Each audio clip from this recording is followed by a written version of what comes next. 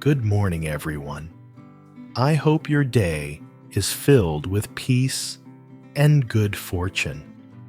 Some stories don't need tragedy to move us. Sometimes, just a little bit of sincerity is enough to bring tears to our eyes. The story of Tuna and Alex is one of those, a journey where humanity is tested amid the storms of business and betrayal.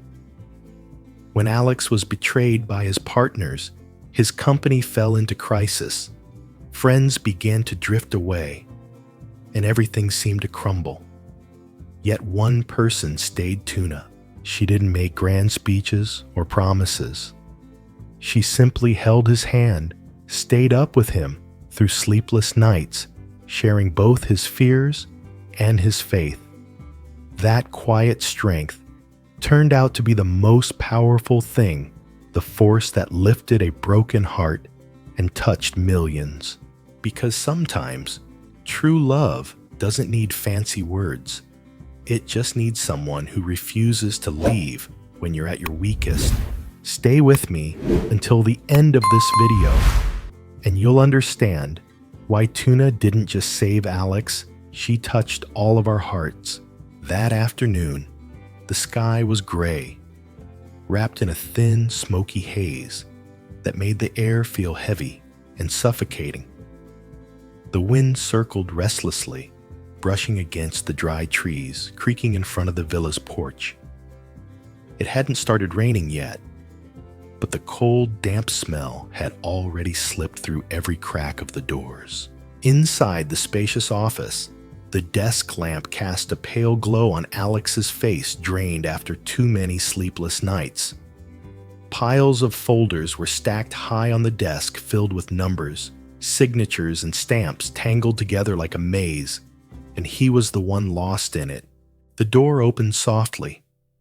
His secretary and Mai stepped in, both looking alarmed. Mai placed a thick folder on the desk, her voice trembling. "Mr. Alex, the shipment of bamboo just arrived, but the police are investigating.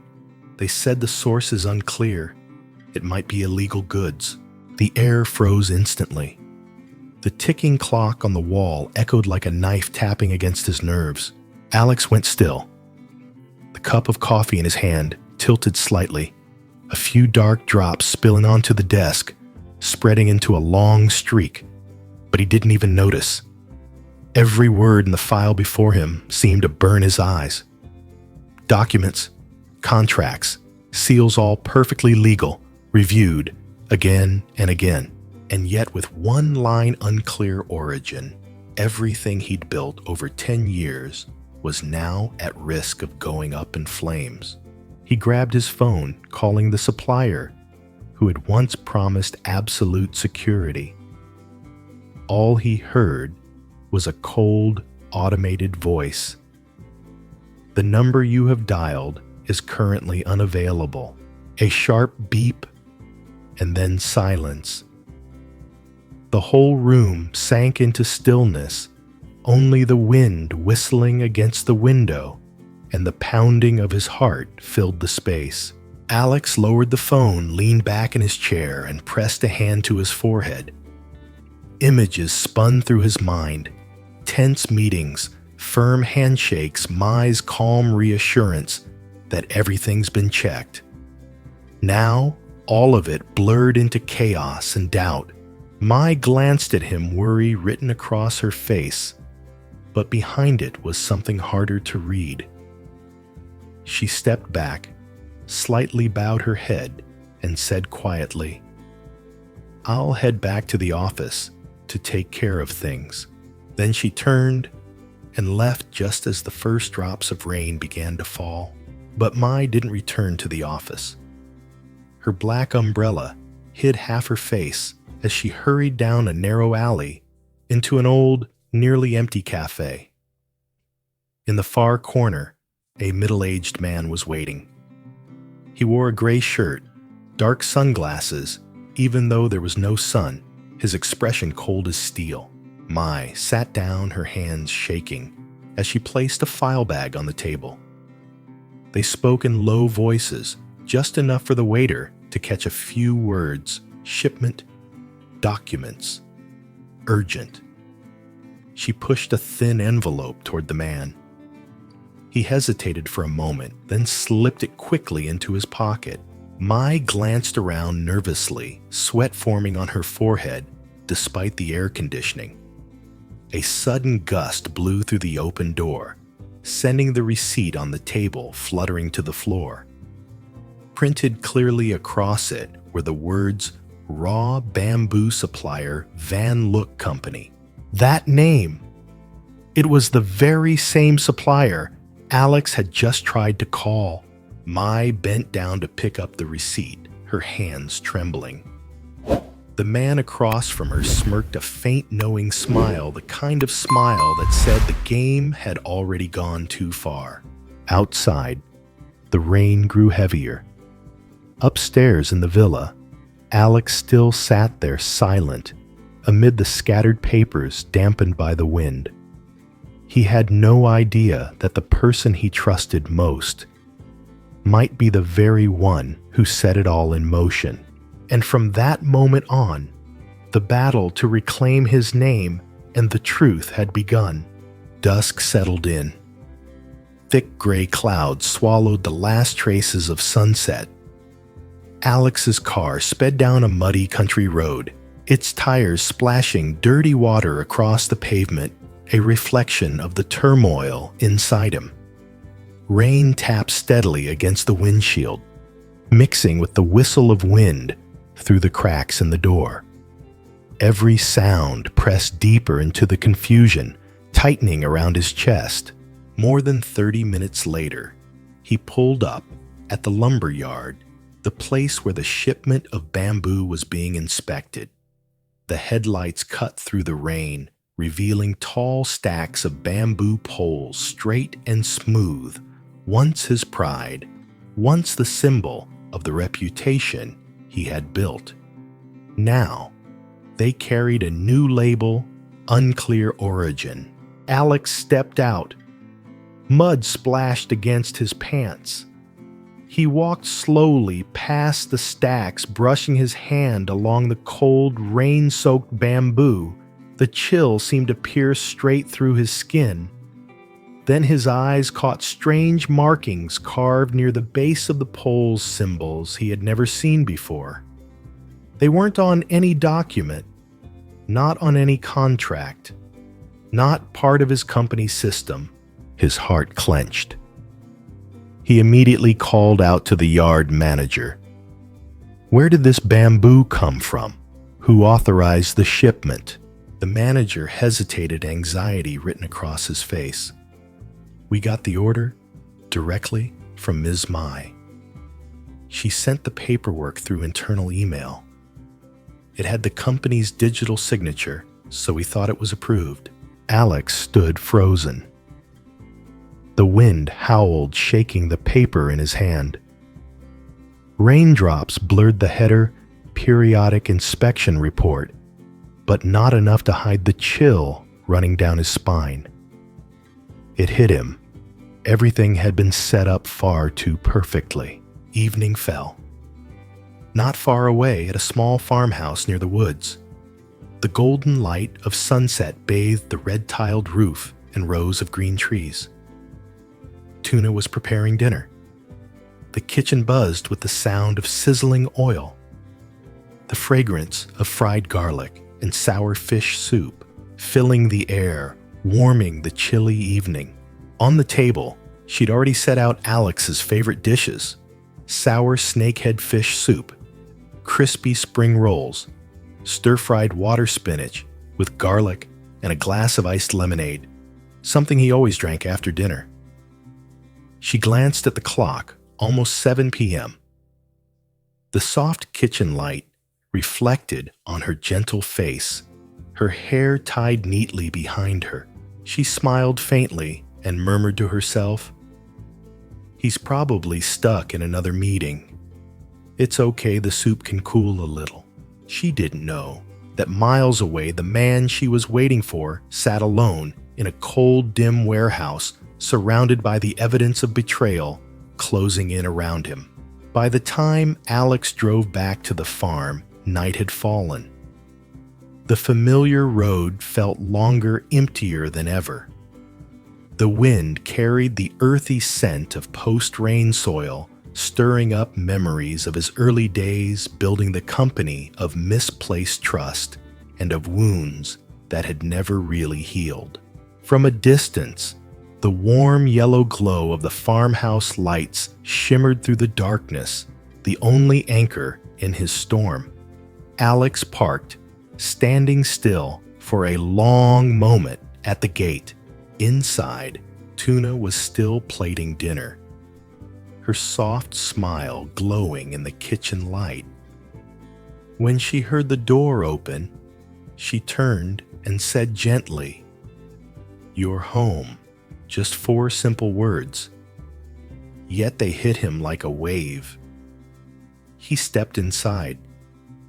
The smells of garlic soup and smoke wrapped around him a warmth he hadn't felt in years.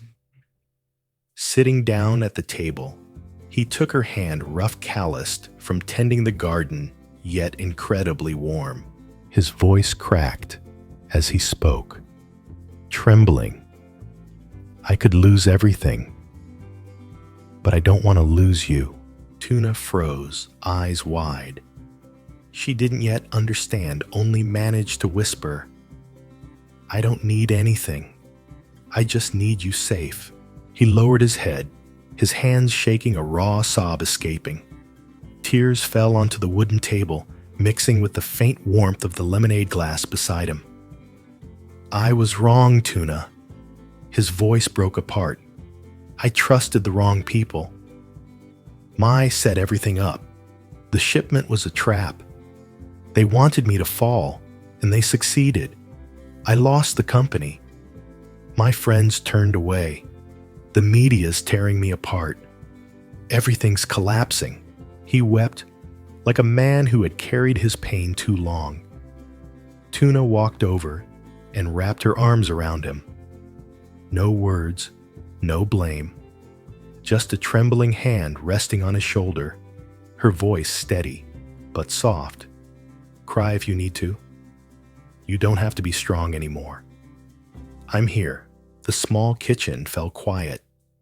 Only the sound of rain tapping against the roof, the slow tick of the clock, and the fragile warmth of 2 people holding each other against life's storm.